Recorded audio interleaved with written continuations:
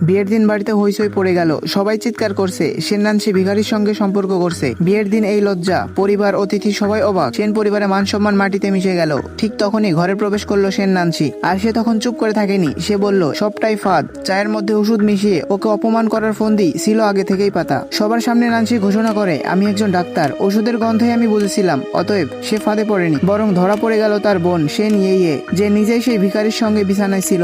পুরো পরিবার হতভম্ব। বোন চিৎকার করে কান্না করলো, নিজেকে নির্দোষ প্রমাণের চেষ্টা করলো, কিন্তু ততক্ষণে সব শেষ। লি পরিবারের মান সম্মান রক্ষা করতে নানসিকে বলা হলো, তুমি বিয়েটা করো, না হলে পরিবারের মান সম্মান সব শেষ। নানসি রাজি হলো, কিন্তু সে গোপনে শপথ করলো প্রতিশোধ নেবে। পরে আসে এক চুক্তি, 5 মিলিয়নের ক্ষতিপূরণ। নানসি জানে সবাই মিলে তাকে ফাঁসিয়েছে, তখন সে পরিকল্পনা করতে থাকলো। বিয়ের রাতে শাও বলে, তুমি বিছানায় আর আমি সোফায়। নানসি একটু হাসে, তুমি ভয় পাচ্ছ নাকি? দুজনের মধ্যে এক অদ্ভুত টানাপোড়া। এক বোতল দামি মদ টেবিলের উপর রাখা, নানসি একটু খায় আর তারপর মাতাল হয়ে যায়। আর যখন লি শাও ঘরে ঢোকে, তখন নানসি তাকে বলে, তুমি এত সুন্দর, কে তুমি? লি শাও চুপচাপ তাকিয়ে থাকে, তার চোখে কিছু আছে। ভিডিওটি ভালো লাগলে একটি কমেন্ট করো।